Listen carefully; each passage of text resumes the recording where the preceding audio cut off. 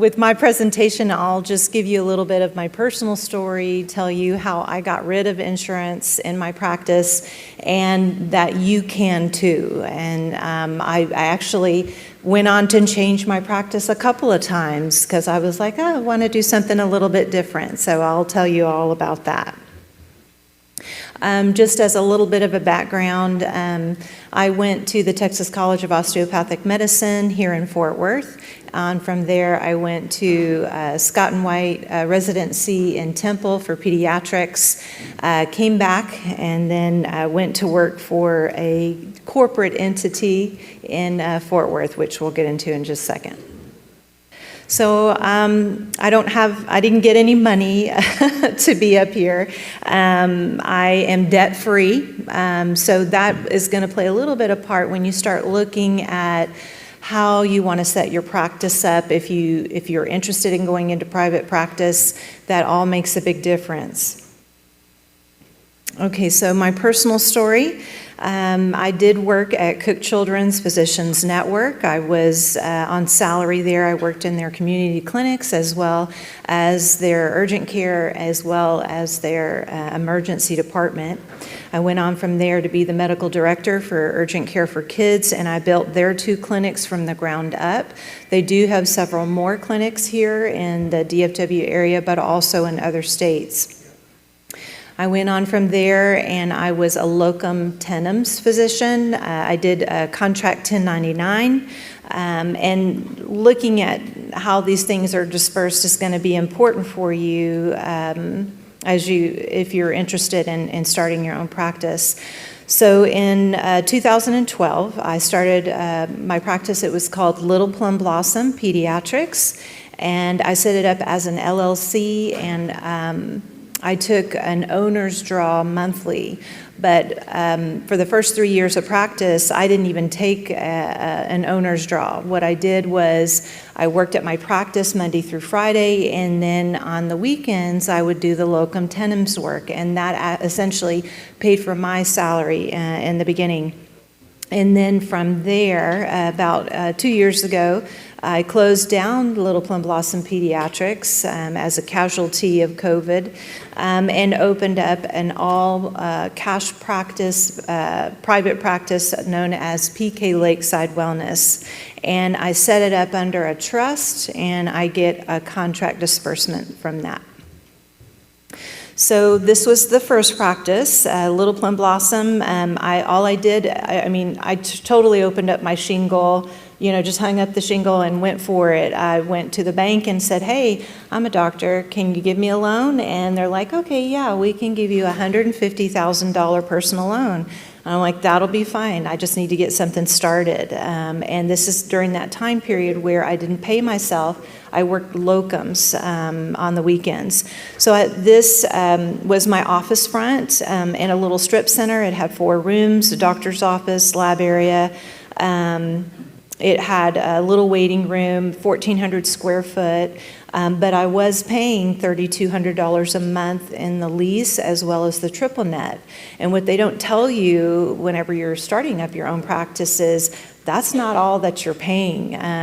Depending on the county or the city that you're in, you're also going to be paying business property, personal property taxes.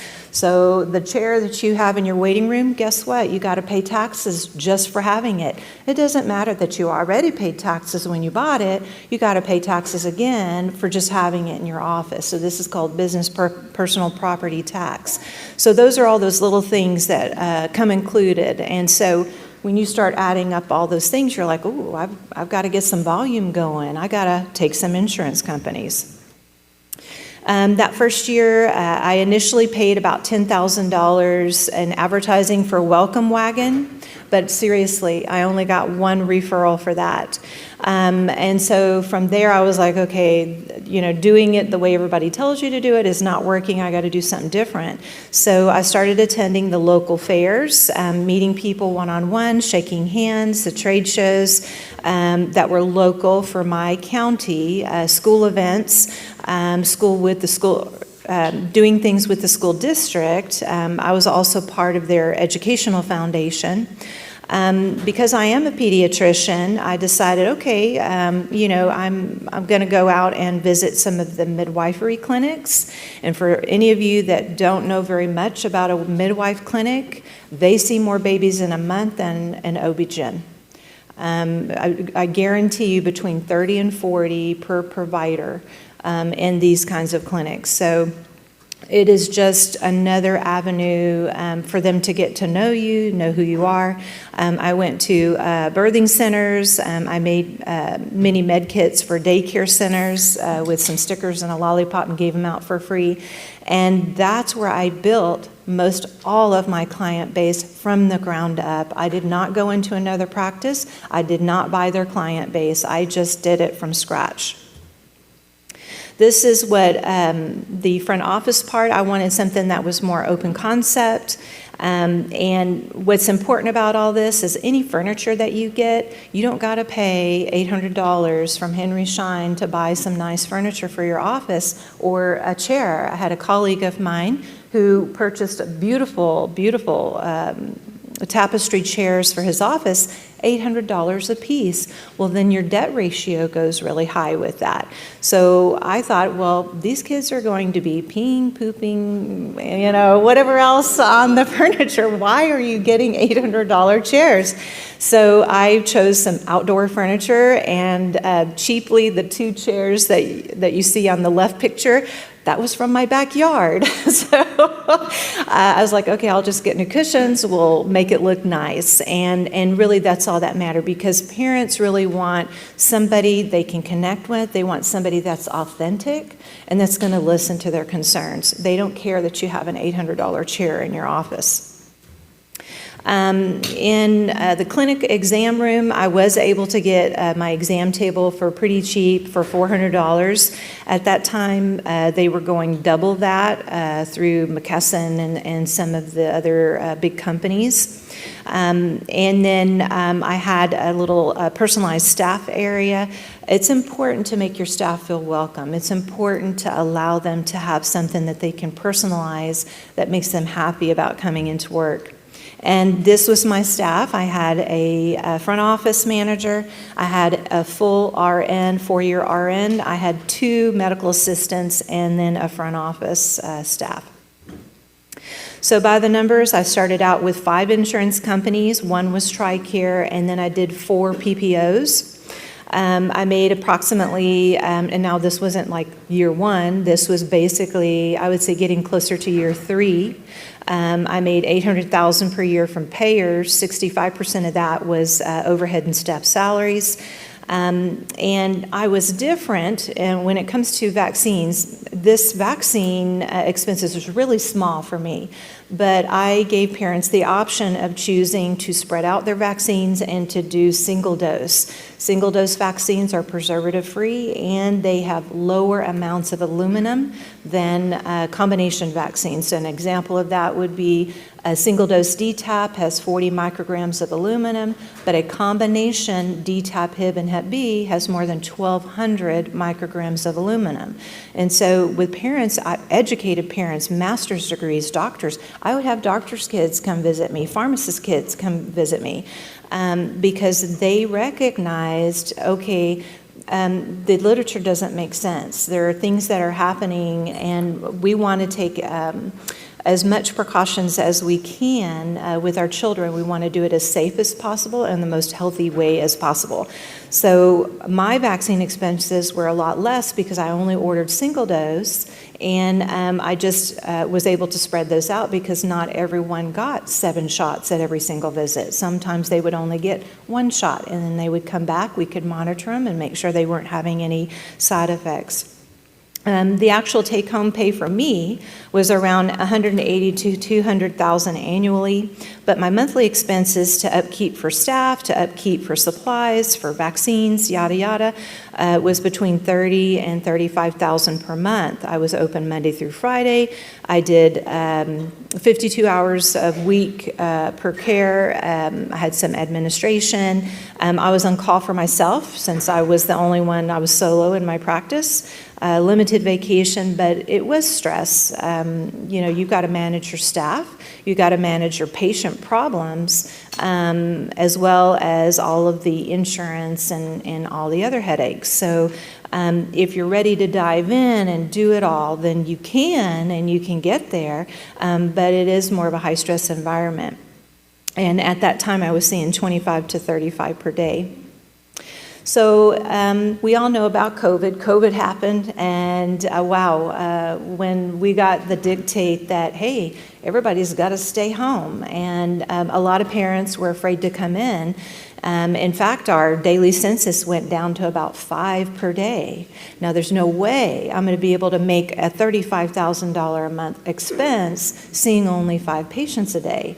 So at that time, I decided to make some changes. Definitely, I was like, okay, how can I get more cash pay patients in here? How can I let them know that I'm open? And part of what I had to do, because I didn't qualify for the government loans and I didn't have time. Who has time to fill out a 20-page application showing 3 years of taxes? No.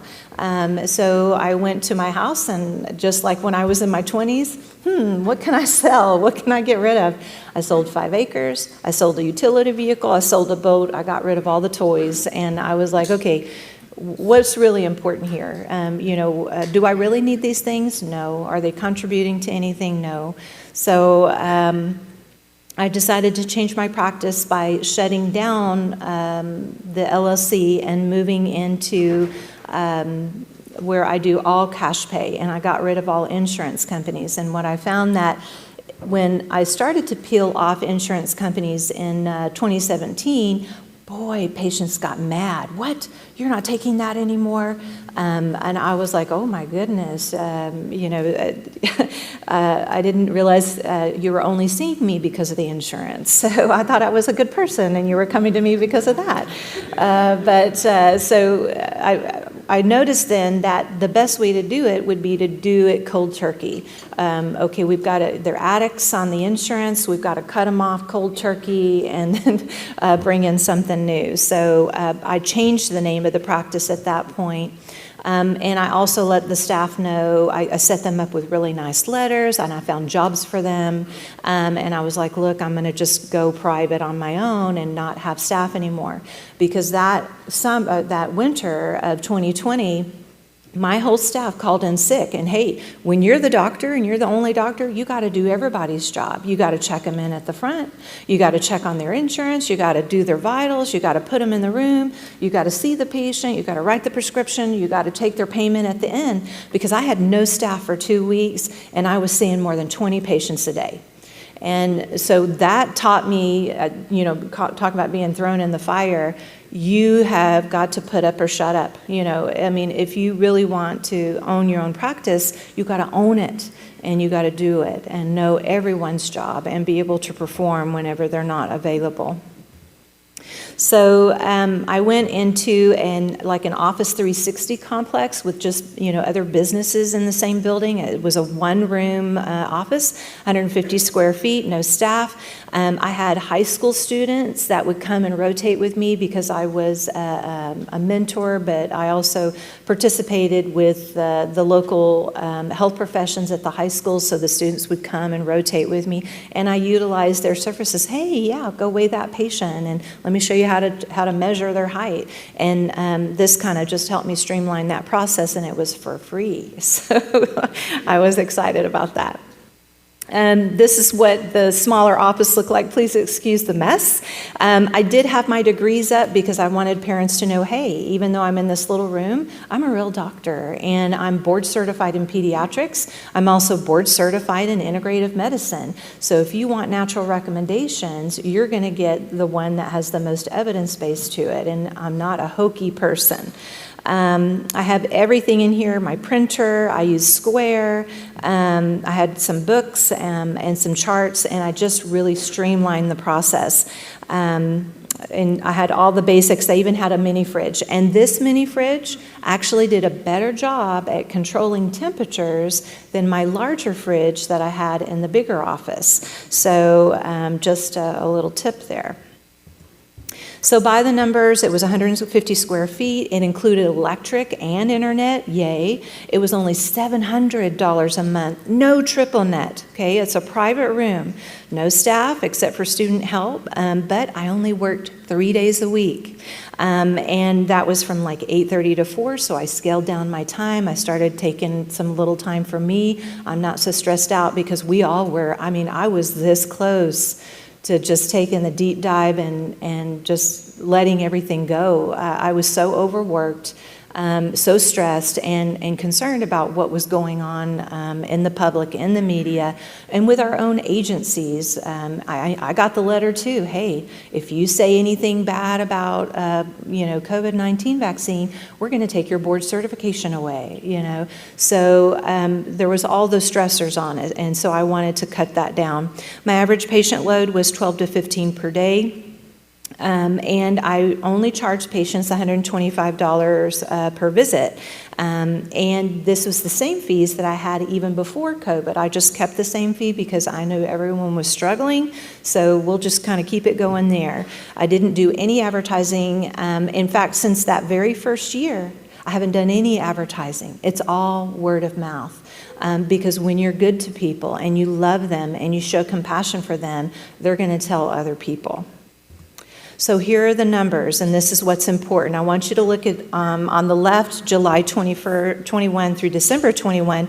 So this is in the first 6 months, okay, whenever I did this transition from the full-time practice to the part-time, 3 days a week. 3 days a week, $121,000 for 6 months, okay? And then the next year, and these are reports from Square, from January of 22 through December of 22, look at that number, $240,000. But mind you, 3 days a week. Can you imagine what I would have made if I worked 5 days a week? Or, of course, if I had additional staff and or bigger rooms and yada, yada, but then your expenses go up.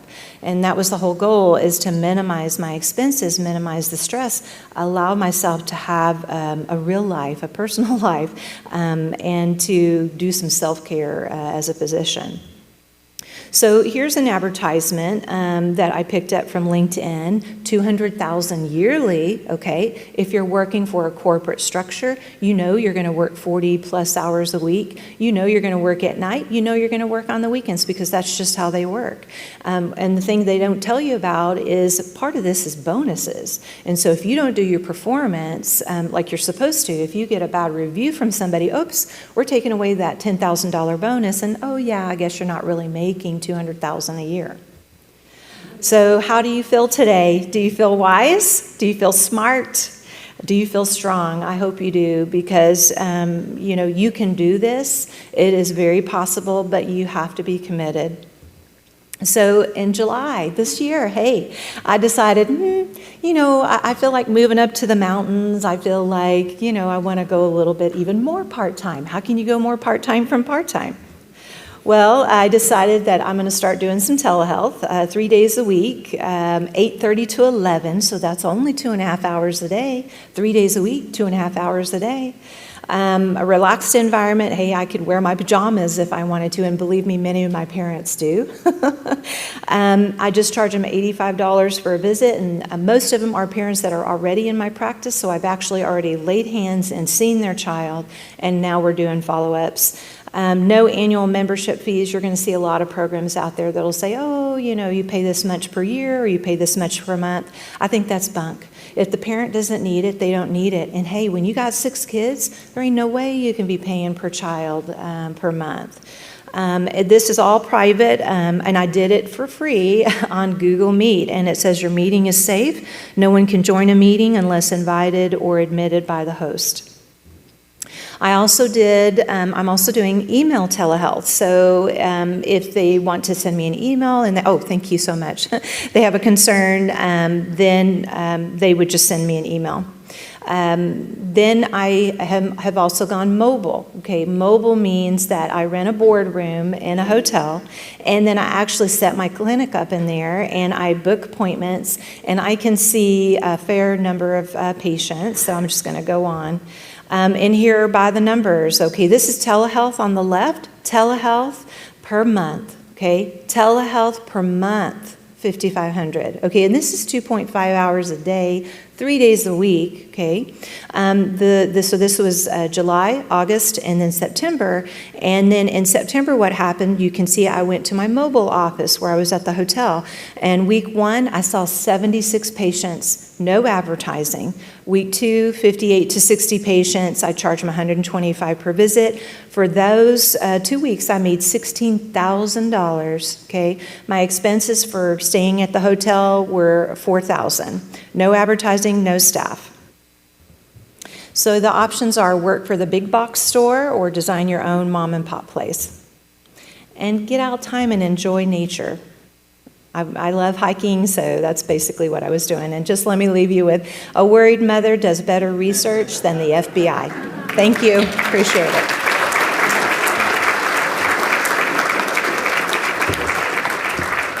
Thank you.